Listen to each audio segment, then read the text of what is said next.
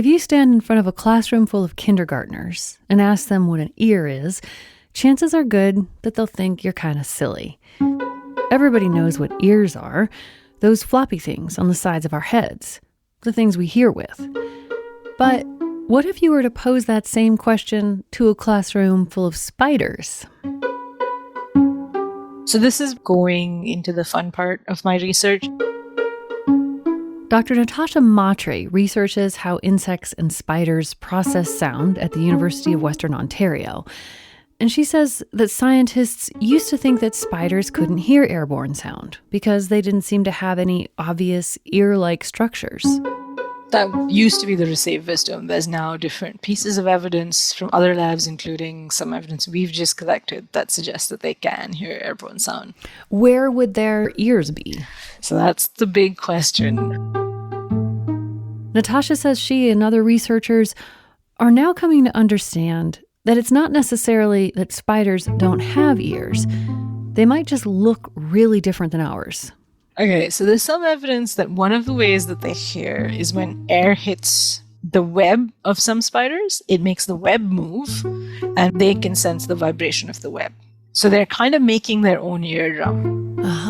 The web is the ear. The web is the ear. How cool is that? That is pretty neat. Because you can make whatever ear you want, right? If it gets damaged, you can just make yourself a new ear. Really cool. Welcome to Threshold. I'm Amy Martin, and we're going to hear a lot more from Natasha in our next episode. But I wanted to start out with this fun little factoid about spiders, just to shake up our perceptual framework. We think we know what ears are. We think we know what it means to listen. But those ideas are usually just drawn out of our own very limited experience. And speaking of things we think we know but maybe don't, what is sound? Like, if you had to define it right now without looking anything up, what would you say? Even though I work in audio, I didn't really have a clear answer to that question before making this season of our show. Sound is one of those things that's so much a part of my everyday life that it's easy to forget how mysterious it really is. It's everywhere, but it's invisible. It's flowing into my brain every waking moment, and when I'm asleep, it turns out, affecting my mood, my energy level, my sense of connection to wherever I am and whoever I'm with. But what is it, actually? The answer to that question is not as straightforward as you might expect. So in this episode, we're going to press pause on our timeline of listening to examine the nature of sound itself, what it is, how it moves, and how wildly different our experiences of it can be. We're going to tap into a secret communication network happening all around us, pay another visit to the dolphins of Shark Bay, and talk to a world-famous composer about how much more there is to listening than what meets the ear.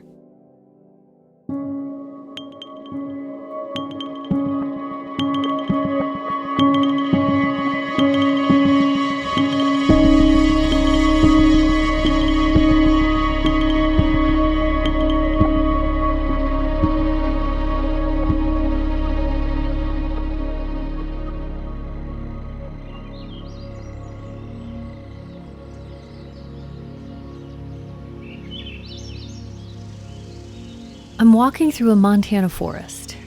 The breeze is rustling through the trees, there's a creek flowing nearby, and one of my favorite birds is unleashing its song, again and again. It's a Swainson's thrush, and I love its song. I think it sounds like a waterfall flowing up. Chances are good that you have a bird song you love too, and even if you don't, almost all of us hear birds singing every day. So, in a way, this experience I'm having is completely ordinary. But if I zoom out a bit and think about what's actually happening here, it's kind of marvelous. Something that originates inside the body of a small bird hidden in the branches above me is traveling across the forest and landing inside my ears and ultimately in my mind, where it becomes this beautiful, melodic thing with the power to change my mood and lift my spirits. I'm receiving something from this thrush. Something is being transferred between us, and it's affecting me. But what is that something exactly? What is sound?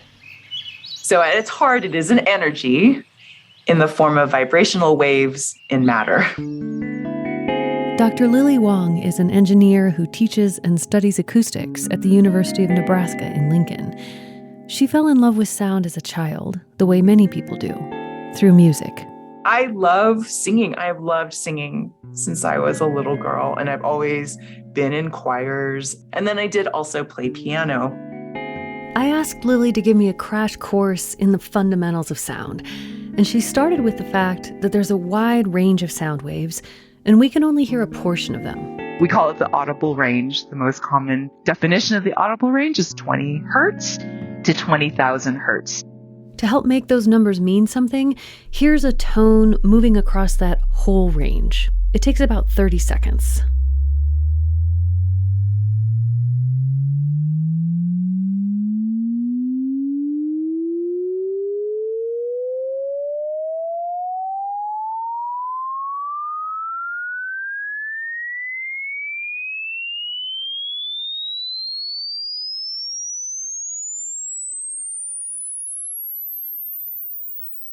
But this so-called audible range should really be called the human audible range.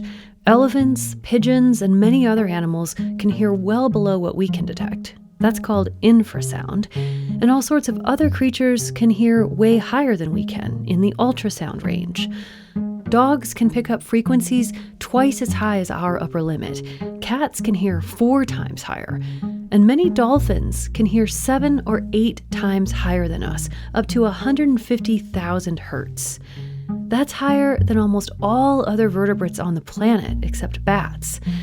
Again, humans top out at around 20,000 hertz. Or for many of us, significantly lower. I really can't hear above 8,000 hertz anymore. You know, there are bats in my house at certain times of the year, and I cannot hear them. Like, I can see my children go, whoop, they twist their heads, like they can hear that the bats are back and they're nesting sadly in our house, and they're like squeaking, but it's probably at like 10, 12,000 hertz. I do not hear it at all. Here's what 10,000 hertz sounds like. If you're not hearing anything, don't worry. You are definitely not alone. It's the most common disability among humans is that we lose hearing, and most often at that higher frequency. In fact, some amount of hearing loss is almost inevitable as we age. And of course, some people don't hear any airborne sound at all. We're going to talk to one of those people later in this episode. But Lily says this measurement of how we hear sound waves moving through the air is really just one relatively narrow dimension of our lived experience of sound.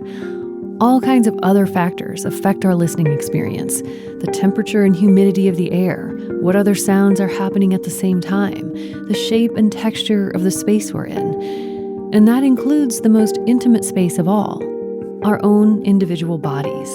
The shape of your ear, the shape of your head, the shape of your body, all these things are affecting how that sound wave approaches you. This is why our voices sound weird in our own ears when we hear ourselves on recordings. We're actually experiencing the sound very differently when it's coming at us in the air through a speaker versus hearing it from inside the place it's produced, the resonating chambers of our own bodies. The fact that we are part of this experience does actually morph how that wave gets into our head.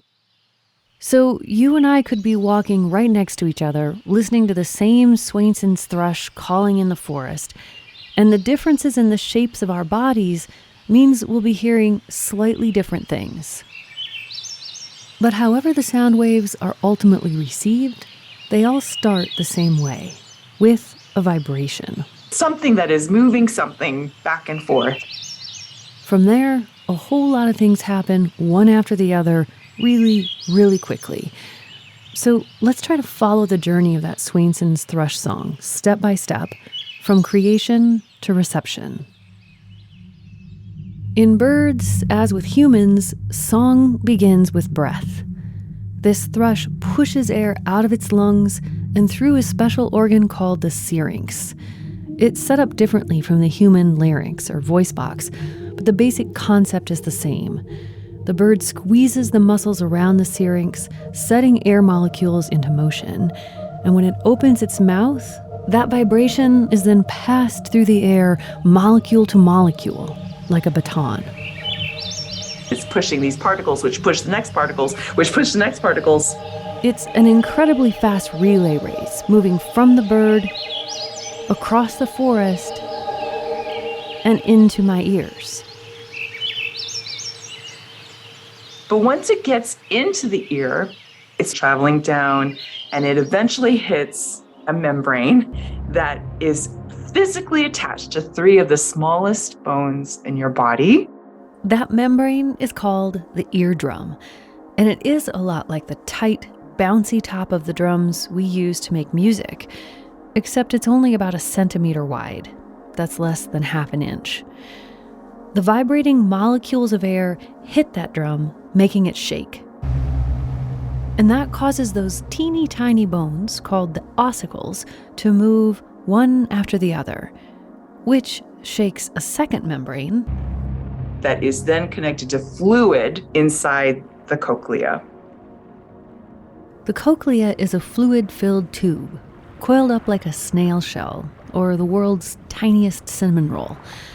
And when the vibration that began with the breath of the bird is transferred into the cochlea, it sends ripples through the fluid inside, almost like waves rolling across a miniature ocean. And lining the inside of the cochlea, swaying in the fluid, guess what we find? Cilia. Tiny little hairs, like the ones that grow on the bodies of baby corals. Under a microscope, they look like seagrasses, flexing and bending as the waves of sound roll over them.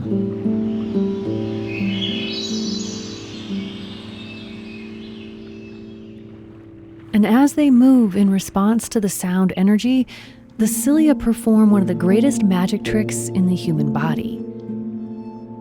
They transform this physical vibration into a spark of electricity, which then shoots off to the brain through the auditory nerve, where we process it as a sound. And all this happens so fast, right? So fast, like in an instant. 343 meters per second, give or take. That's more than 3 football fields in the snap of a finger. So quickly. It's just miraculous. So to recap the process, the vibration starts in the body of the bird.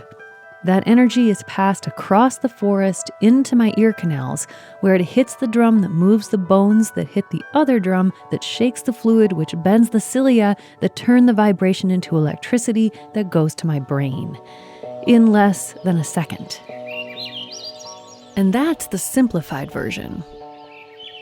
But as quickly as this vibration is transferred from the bird to me as I walk through the forest, the movement of sound in air is actually relatively slow. Sound moves more than 4 times faster in water compared to the air. This is what we need. This is it. This is paradise. We'll have more after this short break.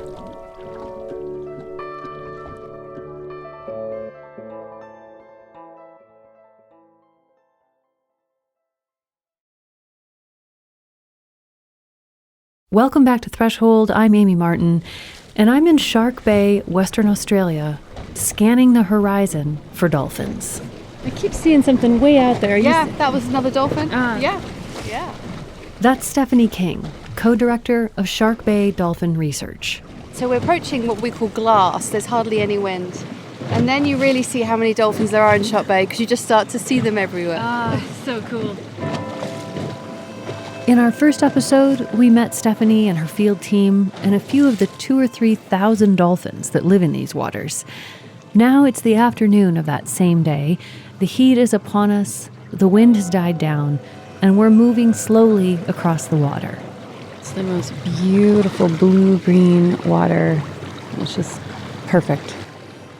Up ahead, a small group of dolphins is gathered at the surface. They're not swimming or jumping. They're just kind of hanging out there in the calm, quiet waters. Stephanie explains what's going on. You'll sometimes see dolphins in Shark Bay, what we call snagging. This is when they're resting at the surface. So their whole body's just flat on the surface. And it was because in Australia you snag sausages on the barbie, like snagging. They're called snaggers on the barbie, and it looks just like a sausage lying at the surface.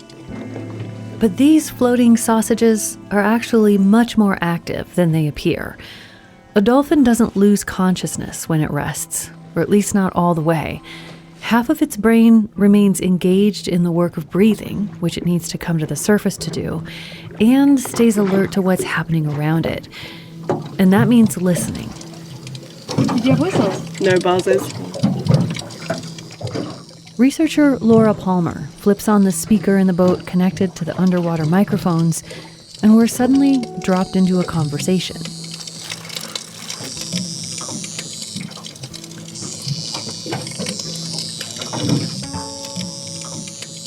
These are echolocation buzzes, pulses of sound that the dolphins send out in order to gather information about their world.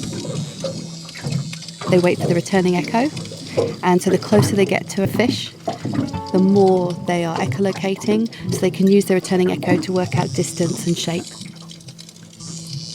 It's remarkable to be able to listen in as the dolphins do this. But it would be even more mind-blowing to experience these sounds the way they do. Dolphins aren't only detecting a much wider range of sounds than we do.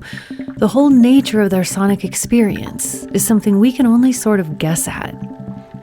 These echolocation buzzes are beams of acoustic attention, and they come back to the dolphins packed full of information that their brains have evolved to process at lightning speed. So what sounds to us like a continuous buzz, to them it's like really fast echolocating happening? Exactly, really, really fast clicks. So they're like pulsed vocalizations, and they produce them so rapidly. So sometimes it sounds like it's almost a continuous vocalization. Dolphins can actually use echolocation to perceive the insides of objects. If I jumped in the water with this group, they'd be able to sense not just my outer surfaces, but my bones and lungs. They would perceive me in a way I could never perceive myself. And they'd be doing it using sound. Here we go, snaggers. We've come upon another group of resting dolphins. Snagging, see? Just resting at that surface like a Sausage on sausage on the barbecue. Exactly. Stephanie says dolphins use echolocation primarily to help them find food and for navigation. But even now, when they appear to be doing little to nothing, there is some echolocating going on. It's like they're casually scanning the environment, just keeping an ear out. Except that ear isn't where we might expect it to be on their bodies. They receive sound through the lower jaw, and that sound then goes up to the middle and inner ear.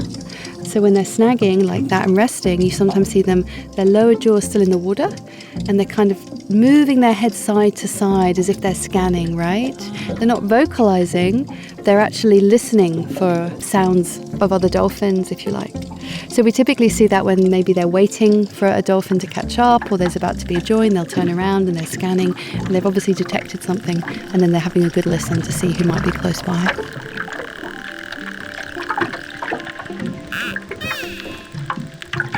But with dolphins and other animals that live in the water, the whole idea of close by has to be redefined. Acoustic vibrations don't only happen faster underwater than in air, they also do a better job of holding on to their power. As the vibration is transferred from molecule to molecule, it doesn't lose as much energy with each pass of the baton. And that means underwater sounds can stay loud for a much longer time. So what feels very far away in human terrestrial life might feel quite nearby to a fish or a seal or a dolphin. And rocket just surfaced at 80 degrees, 90. There's a little flurry of extra buzzing from the group as a dolphin named Rocket pops up and joins them. But there's no visible change in the dolphins' faces. It's not like they're opening their mouths to echolocate.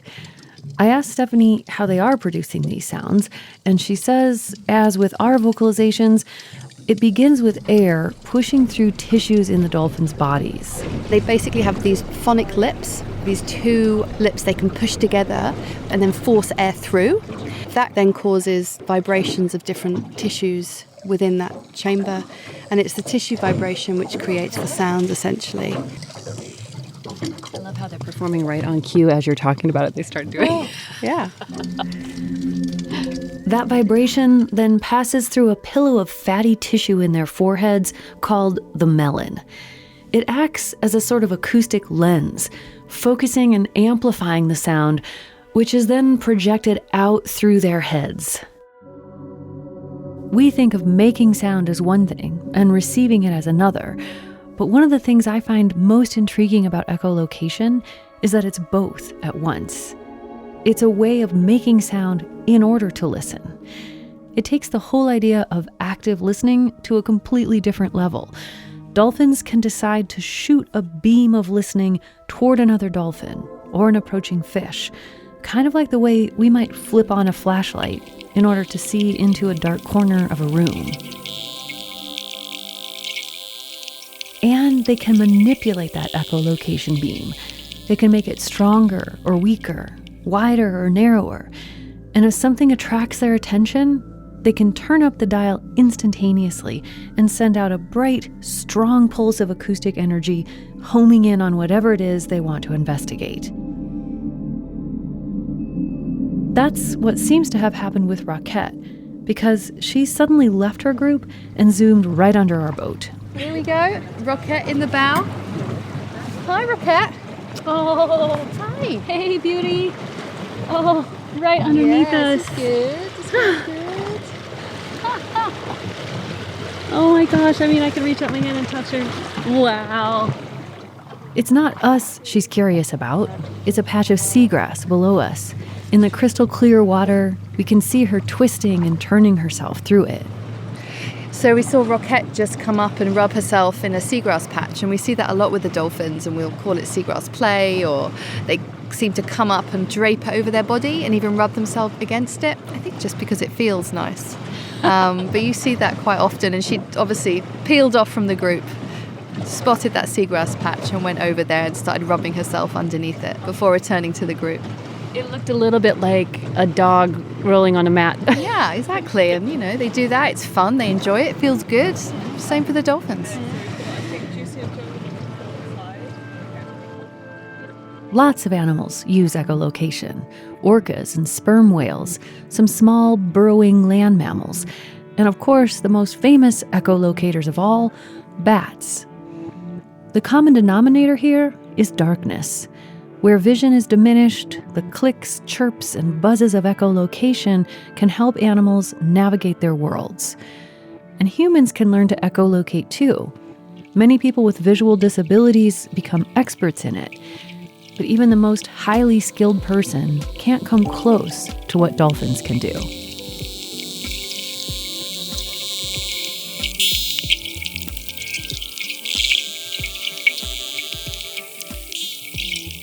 Echolocation is only one of the ways dolphins use sound. In future episodes, we'll be coming back to Shark Bay to listen to their whistles and pops, sounds they use to communicate with each other and even to identify themselves. But now it's time for us to return to the terrestrial realm, to meet these mysterious creatures that are using sound in yet another fascinating way. We'll have more after this short break.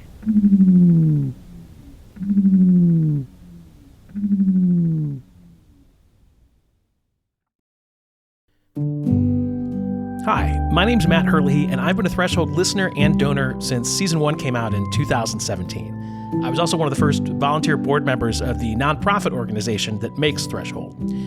Over the past 7+ years, I've had this unique firsthand look at just how much work it takes to make this kind of show. I mean, the time, the dedication, the determination that's required to tell these in-depth stories that really make people think and feel and give people a sense of what it's like to really go to places where the stories are happening to talk to the people who are part of them. It creates this rich, immersive listening experience, and I'll tell you, that kind of reporting, this whole kind of show, is not easy to make. It's also not easy to fund. Talk about slow, in-depth, thorough. These are not often part of the existing models for making a podcast, so it's up to people like us to really make sure Threshold can get made. I believe what Threshold is doing really matters, and if you do too, help them keep doing it. Threshold's year-end fundraising campaign is happening right now through December 31st, and each gift will be doubled through Newsmatch. So if you give $25, they'll receive $50. You can make your one-time or monthly donation online at thresholdpodcast.org. Just click the donate button and give what you can. Thank you.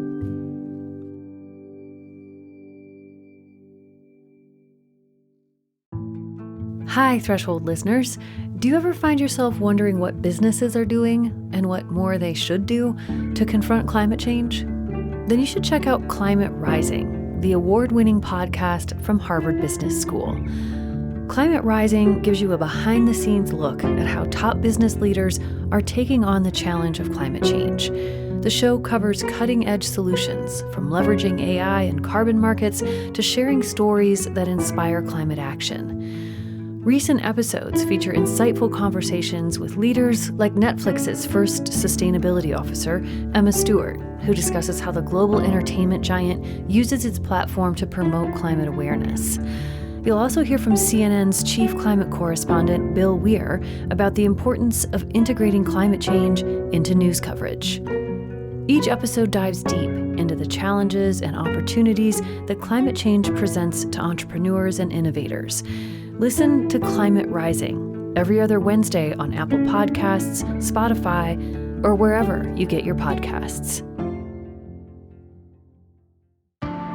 I'm Dallas Taylor, host of 20,000 Hertz, a podcast that reveals the untold stories behind the sounds of our world.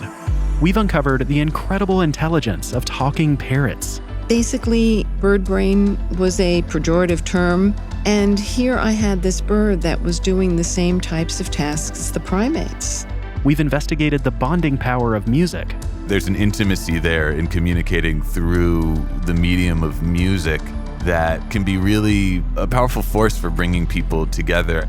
We've explored the subtle nuances of the human voice. We have to remember that humans, over many hundreds of thousands of years of evolution, have become extremely attuned to the sounds of each other's voices. And we've revealed why a famous composer wrote a piece made entirely of silence. I think that's a really potentially quite useful and quite profound experience to have. Subscribe to 20,000 Hertz right here in your podcast player. I'll meet you there. So now we're hearing their mating signals. Welcome back to Threshold. I'm Amy Martin, and we're back in the United States now with Dr. Rex Cockcroft and a group of wild animals. I'm not going to tell you what they are right away. Just listen and guess. See, we're 3 different males. So cool. Here's a hint. These animals are much, much, much smaller than dolphins. They live all over the world, and millions of people walk by them every day as they make these sounds. But we don't hear a thing. This sound is made by a tree hopper, a teeny little insect about the size of a sunflower seed without the shell. It communicates by shaking its abdomen, which sends waves of vibrations through its legs and out into the stems and leaves of plants. Other tree hoppers can feel those vibrations with their legs, and they often respond with their own belly shakes. And it doesn't look like they're doing anything at all. They're stationary. If you're really close, you can see their abdomen moving when they signal. But otherwise, it just looks like nothing is happening. And ordinarily, it also doesn't sound like anything is happening. These tree hopper calls don't get broadcast out into the open air. It's not just that these insects are small and their calls are quiet. The vibrations they make don't leave the body of the plant. We're only able to hear them now because Rex has hooked up a special microphone to the plants and connected it to some speakers. If I turn the speaker down, you don't hear anything. And we're standing right next to this plant. And you could put your ears right next to them. You really don't hear anything. So these little insects are talking to each other through a secret world of sound called the vibroscape. Instead of air or water, these acoustic waves are moving through the bodies of living plants. It's like they take a different transect through acoustic space and put together sound in ways that we never thought to do. So what is going on here? How is it possible that these sounds are happening all around us, but we can't hear them? And how did Rex break the code?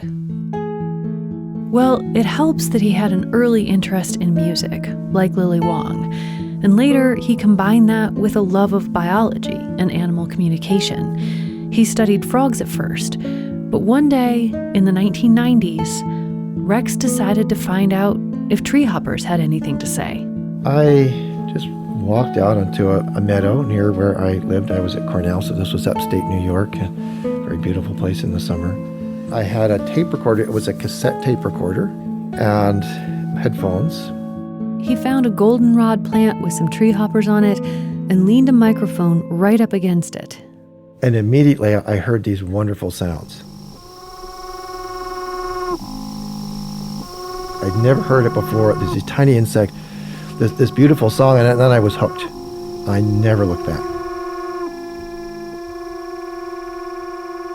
It was a sound that I was completely unfamiliar with, and I could be confident that no human had ever heard that sound before.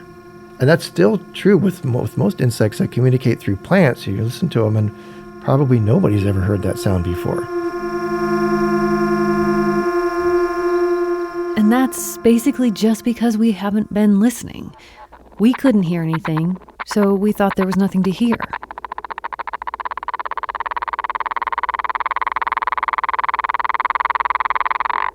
It's almost like the treehoppers turn the plants and their own bodies into musical instruments.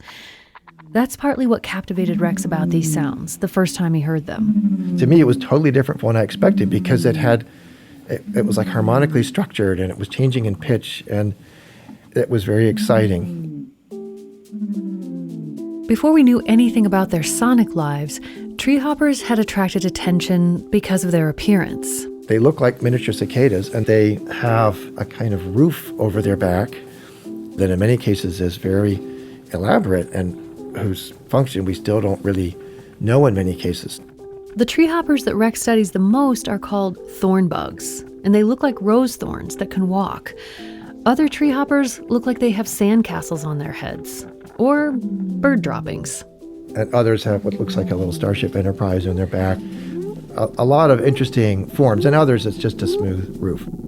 So treehoppers are kind of the quirky rock stars of the insect world, pushing the boundaries of fashion and sound. This next one might be my favorite. Its scientific name is Potnia brevicornis, but I think of it as Rage Against the Machine.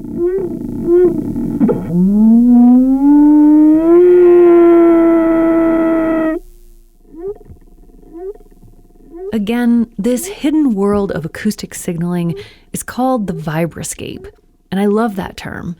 But it also made me wonder, since waves of vibration are happening anywhere there's sound, isn't the vibroscape sort of everywhere? I put the question to Rex.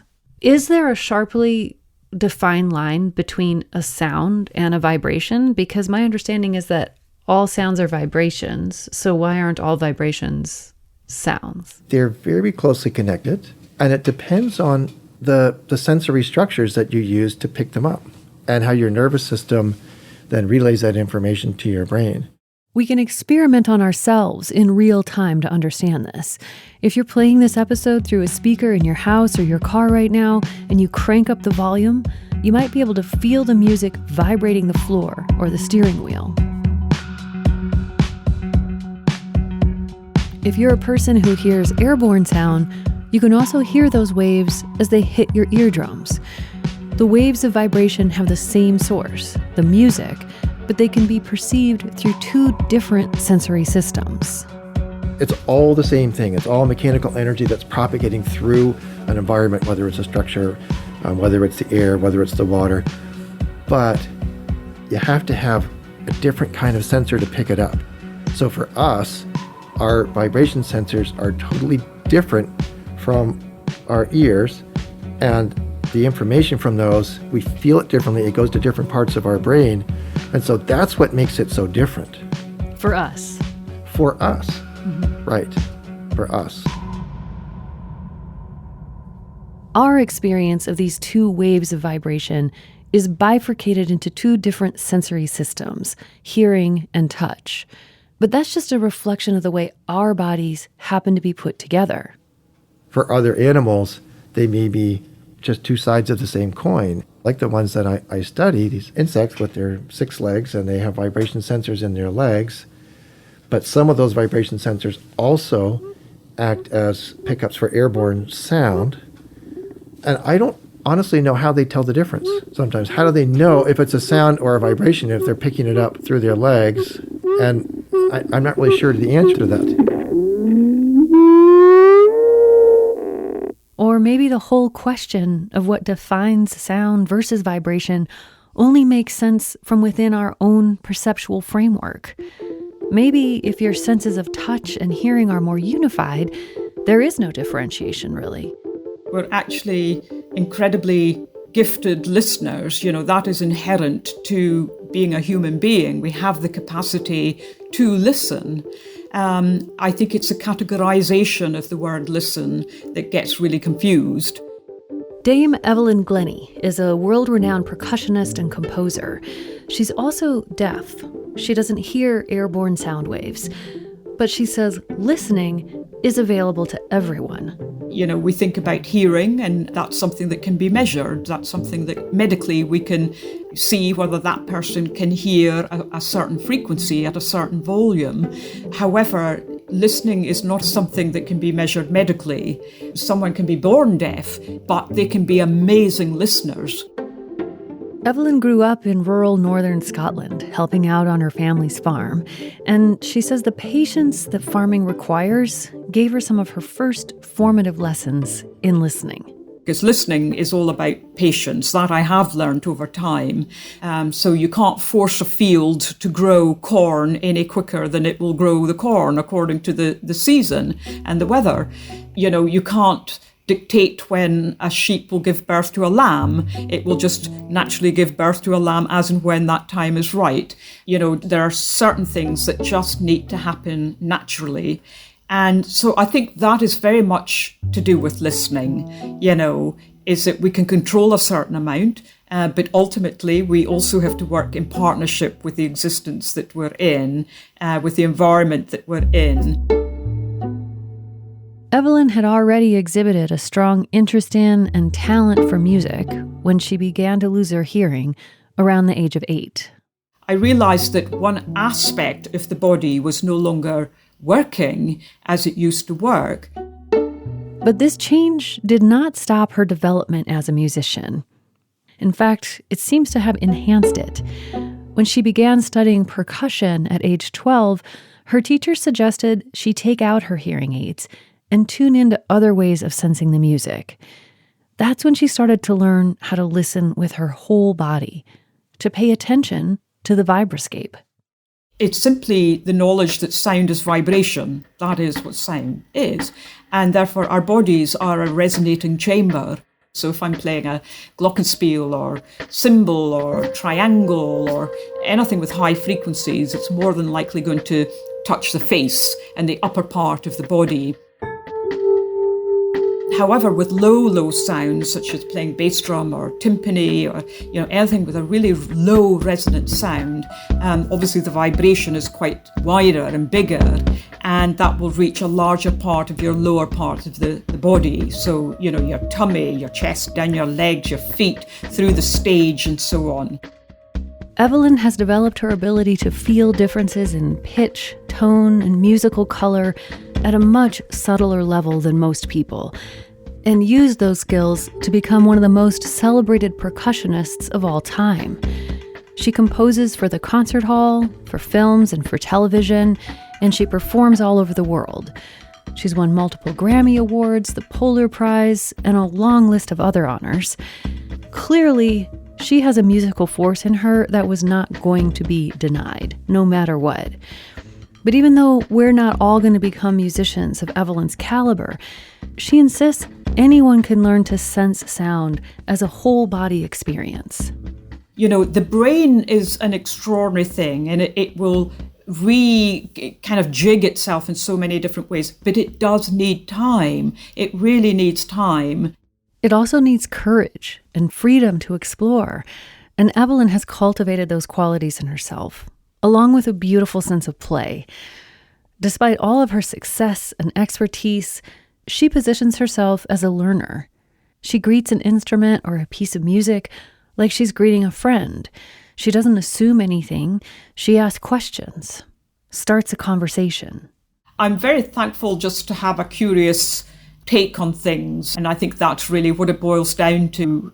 If I'm picking up let's say a water phone or something, the first thing I'll do is look at the object. What is it made of? Is it metal? Is it wood? Is it skin? Is it ceramic? Is it glass? Is it porcelain? What is it? A water phone looks like the mutant offspring of a pie pan and a hedgehog. It has a round base with spiky rods attached to it, which can be struck or bowed. The music you're hearing is from a video on Evelyn's YouTube channel called Waterphone Improvisation. I look at the size of it. Is it handheld? Is it something that you have to sit to play? Is it something that you stand to play? Is it something that you use mallets to play or sticks to play? And so on. So immediately before I've even struck something, the whole body is involved, and how you can allow the body to be an extension of this object so that there's no longer the player, the instrument, the audience, the music, the this, the that. So how is this body sort of merging into this instrument? And then I'm like a kid. So I don't go on the internet and find out how to play the instrument. I just say, Evelyn, what are you going to do with this instrument?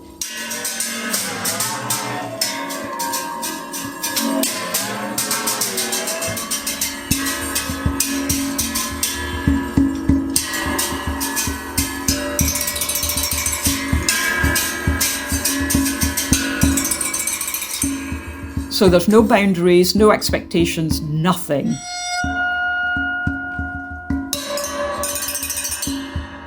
So we as sound creators are sound artists. We're painting sound into a space.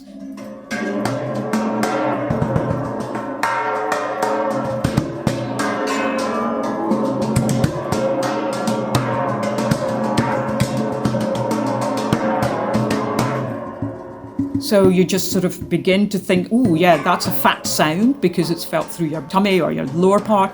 Oh, that's a much thinner sound, or that's a weak sound, or oh, this is as far as I can go dynamically without maybe causing harm to the instrument. These are the different objects I can use. And bit by bit, you build up your kind of colour palette.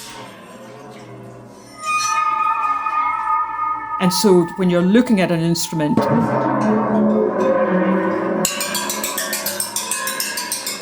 and engaging with that instrument, you're basically finding out all of the sound colours you possibly can in the environment that you're in, that particular instrument can produce through the imagination that you have and that you're willing to engage with.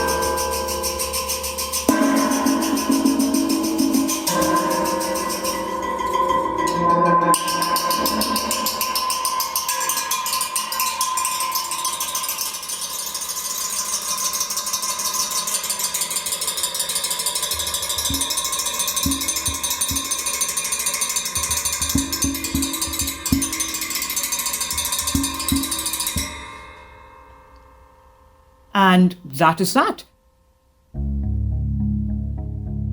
Evelyn has become famous as a maker of sounds, but she says her primary purpose is to teach the world to listen.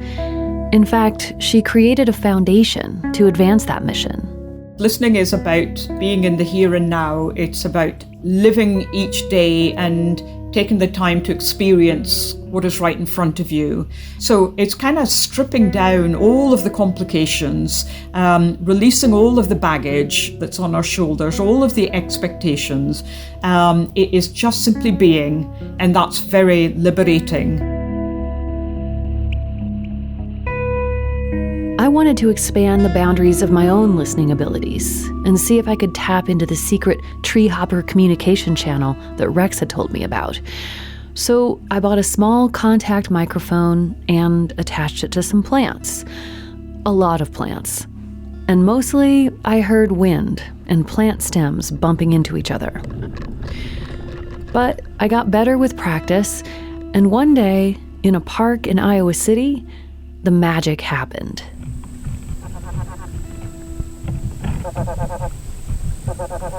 I couldn't see who was making this noise or where it was, but somebody was talking.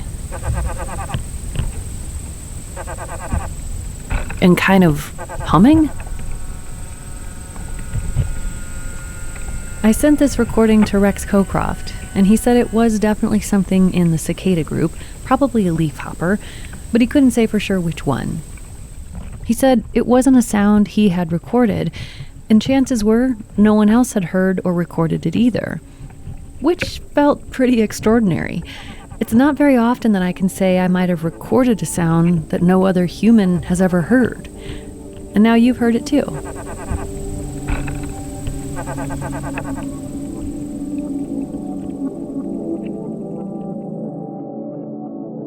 We don't know what it's like to be a tree hopper, hearing or feeling the call of another tree hopper through a plant. Just like with the dolphins, we can't get inside their experience. We can get closer to guessing what our fellow humans are experiencing, but even then, we can't really know. Some people feel vibrations very sensitively. Other people hear a huge range of airborne sound, or none at all. And whatever we're hearing and feeling right now, that experience is bound to change over time, often in ways we can't control. Sound is ephemeral and ever-changing, and so is our experience of it. So you know that Christmas carol that asks, "Do you hear what I hear?" Well, now I know that the answer is probably no, I don't. Or maybe, kind of, sometimes. But that difference is actually what connects us. No one person or even one species can hear everything.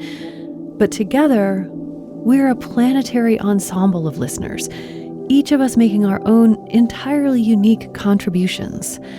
The tree hoppers and the spiders, the dolphins and the percussionists, the corals and the fishes, and you and me.